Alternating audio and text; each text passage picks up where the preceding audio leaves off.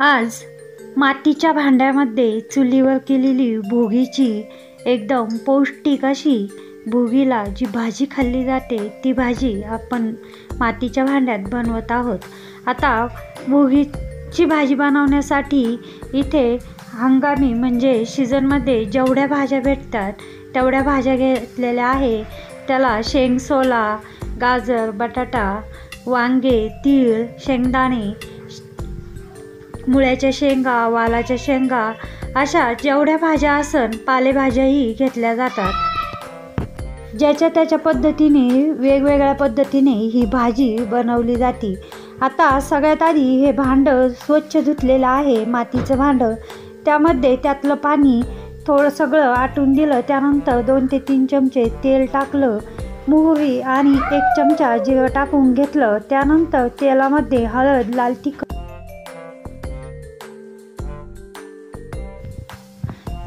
तिखट अंदाजानुसार यामध्ये लाल तिखट टाकायचं। आता सगळ्यात आधी वांगे, वालाच्या शेंगा, वटाणा आणि हे ओले हरभरे असतात ते घेतलेले आहे घाटे सोलून। शेवग्याच्या शेंगा जेवढ्या भाज्या घेतलेल्या आहे, मुळ्याच्या शेंगा, गाजर, वटाणा जेवढ्या भाज्या घेतल्या त्यात छान अशा तेलात आणि मिठामध्ये शिजून घ्यायचे। म्हणजे जी तेला मिठाची चव आहे तिखटची ती सगळ्या भाज्यामध्ये येते आणि भाजी एकदम चविष्ट अशी लागते। मातीच्या भांड्यात भाजी केल्यामुळे एकदम खमंग अशी भाजी होती।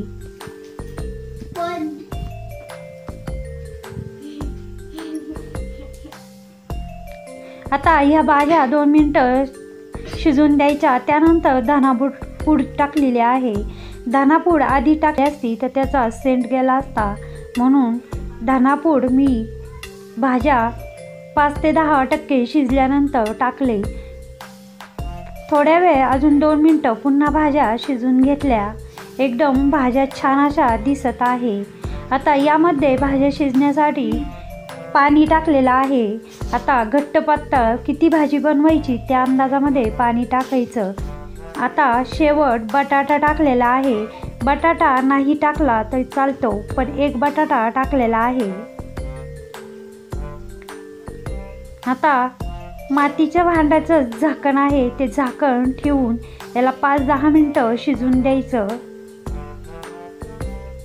मस्त अशी भाजी शिजलेली आहे। आता यामध्ये मी वाटण न बनवता भाजी बनवत आहोत। यामध्ये तीळ भाजून घेतलेले होते, शेंगदाणे खमंग असे भाजून घेतले, लसणाची 1 कांडी टाकलेली आहे, तीही त्याचा कूट पाणी न घालता टाकून भाजी शिजत आल्यानंतर भाज्या शिजल्यानंतर तो कूट टाकायचा आहे।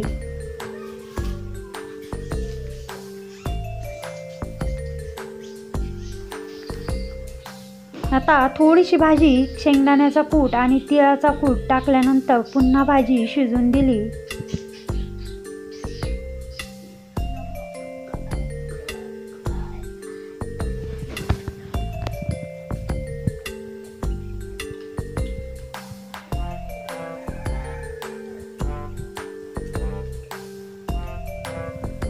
आता थोडीशी भाजी घट्ट झालेली आहे।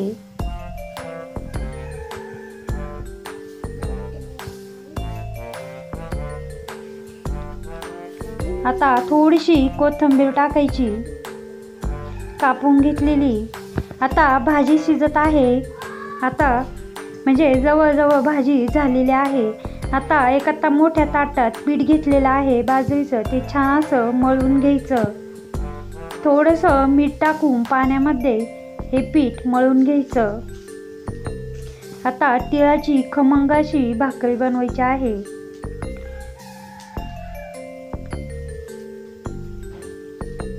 एवढा असा उंडा घेतलेला आहे। थोडंसं पीठ खाली टाकलेलं आहे सुक्कं आणि थापलेली आहे। थोडीशी अशी थापली की त्यावर तीळ टाकायचे आणि पुन्हा पातळ अशी भाकरी थापून घ्यायची।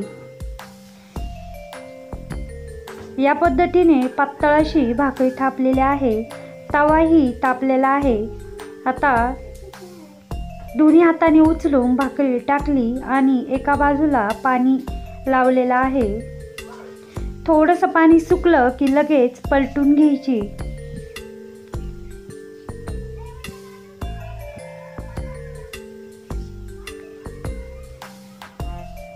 तीळ लावल्यामुळे एकदम छान अशी भाकरी दिसत आहे.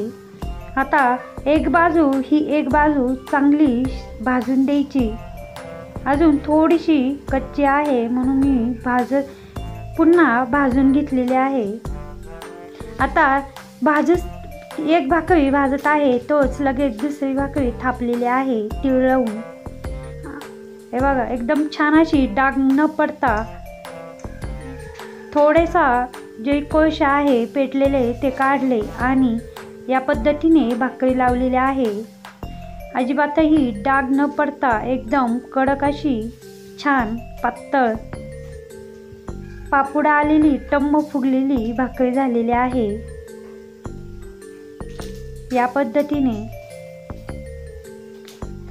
याच पद्धतीने दोन्ही भाकरी व्यवस्थित अशा थापून घ्यायच्या.